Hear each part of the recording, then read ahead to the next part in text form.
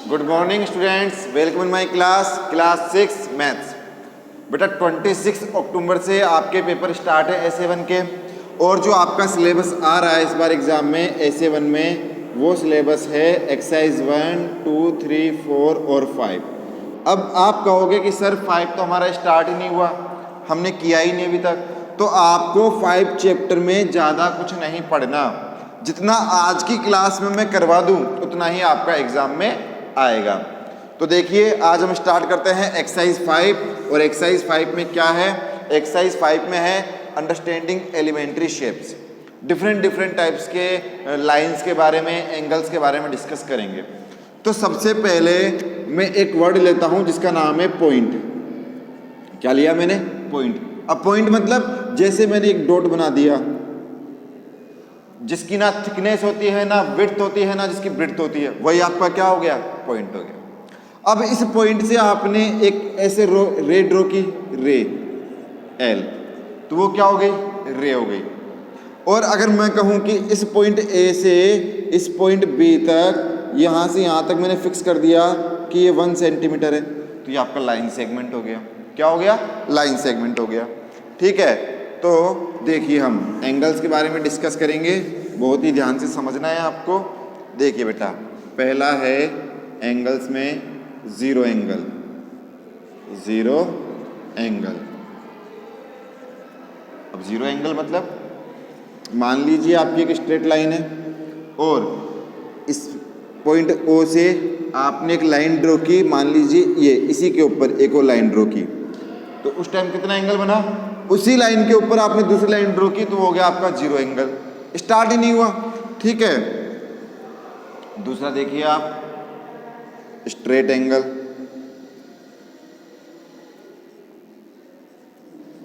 Straight angle मतलब आपने क्या किया? पॉइंट A से स्टार्ट किया और पूरा एक साइकिल कंप्लीट करके B पर आ गए, तो आपने पूरा एक हाफ साइकिल कंप्लीट कर लिया। तो इस टाइप का एंगल क्या कहलाता है? Straight angle. कि एक पॉइंट से स्टार्ट हुए, वापस दूसरे पॉइंट पे आ गए, तो आपका कौन सा एंगल बन गया? Straight angle. ठीक है, अब देखिए कंप्लीट एंगल। कंप्लीट एंगल देखिए बेटा, आपने क्या किया? पॉइंट A से स्टार्ट किया चलना और हाफ साइकिल कंप्लीट करके यहां तक आए, और वापस यहां से वापस यूं गए, मतलब जहां से स्टार्ट किया इनिशियल पॉइंट से, वापस हम उसी पॉइंट पर आ गए, इनिशियल पॉइंट पर पूरा एक साइकिल कंप्लीट करके। तो इस टाइप का एंगल बनता है 360 डिग्री, जिसको हम बोलते हैं कंप्लीट एंगल। और जो हाफ साइकिल कंप्लीट कर रहे हो वो हो गया 180 डिग्री, मतलब स्ट्रेट एंगल। ठीक है, लिख लीजिए इनको समझ के।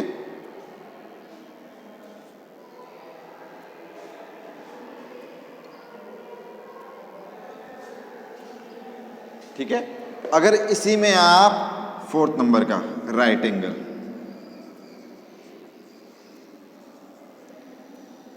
मान लीजिए आप इस एक परपेंडिकुलर लाइन, बिल्कुल स्ट्रेट एक परपेंडिकुलर लाइन ड्रॉ करते हैं O पर, तो इस टाइप का एंगल आपका कहलाएगा राइट एंगल, जिसे आप बोलेंगे 90 डिग्री। आगे बात समझ में? अब देखिए इससे आगे,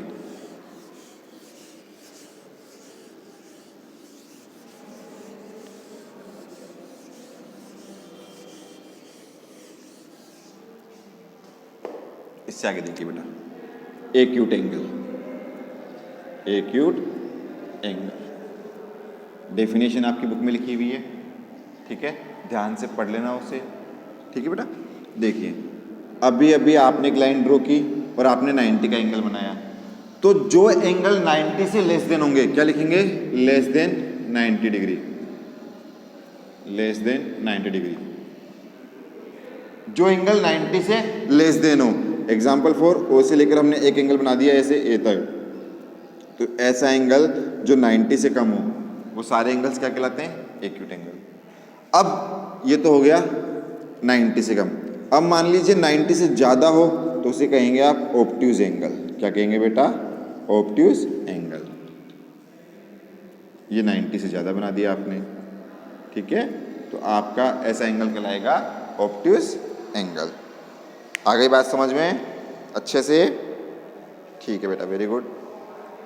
नेक्स्ट देखिए 7 नंबर का रिफ्लेक्स एंगल। रिफ्लेक्स का मतलब समझिएगा वो ध्यान से, ऐसा एंगल आपने स्टार्ट किया यहाँ से और घूमकर यहाँ तक आ गए, तो ऐसा एंगल जो आपका कहाँ से कहाँ तक बन रहा हो, 180 से तो ज़्यादा हो और 360 से कम हो। अगर आप इस लाइन को यहाँ ड्रॉ करेंगे ऐसे बिल्कुल पैरेलल, तो यहाँ तक ये कितना हो गया बेटा, ये हो गया 180। लेकिन हमें क्या चाहिए, हमें तो 180 से ज़्यादा चाहिए, लेकिन किससे कम चाहिए, 360 से कम। तो आप इसमें कहेंगे more than 180 but less than 360। तो 180 से ज़्यादा है, बिल्कुल बन रहा है 180 से ज़्यादा, और किससे कम होना चाहिए, 360 से। तो इस टाइप का एंगल कौन सा कहलाता है आपका, इस टाइप का एंगल हमारा कहलाता है रिफ्लेक्स एंगल। तो ये डिफरेंट टाइप के एंगल्स हैं।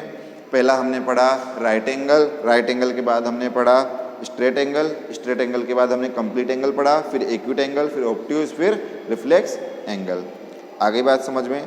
ऐसे ही अगर हम लाइंस की बात करें, अब डेफिनेशन की बात करें, तो आप बुक में देख लीजिएगा, डेफिनेशन लिखी हुई है। डेफिनेशन आपको लर्न करनी है, साथ में डायग्राम भी बनाना सीखना है, क्योंकि एग्जाम है आपका S7, क्या पता उसमें आ जाए कि define the acute angle, obtuse angle, complete angle, straight angle. ठीक है, मैं आपको पेज नंबर बता देता हूँ, बुक में कौन से पेज नंबर पे आपको डेफिनेशन मिलेगी। आपके सबके पास बुक है, जिनके पास बुक नहीं है बुक परचेज करें, विदाउट बुक के कुछ नहीं हो पाएगा। एक्सरसाइज 5 पेज नंबर 89 पर आपके सारे डेफिनेशंस अवेलेबल हैं।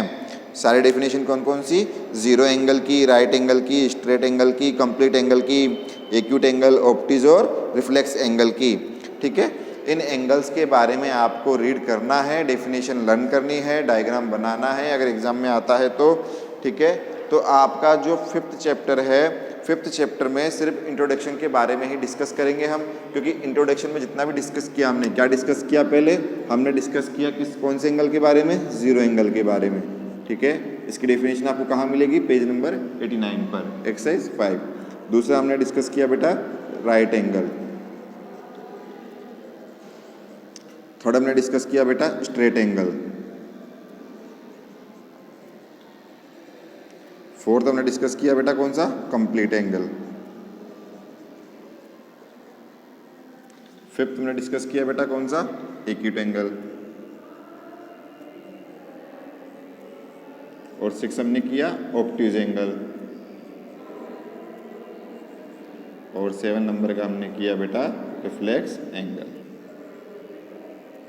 ठीक है, इन 7 एंगल्स की डेफिनेशन आपको बुक से लर्न करनी है, डायग्राम भी बनाना है। ठीक है, अब एंगल्स खत्म, हम बात करते हैं लाइंस के बारे में। किसके बारे में बात करेंगे, लाइंस के बारे में। देखिए लाइंस में क्या है बेटा, समझिएगा ध्यान से।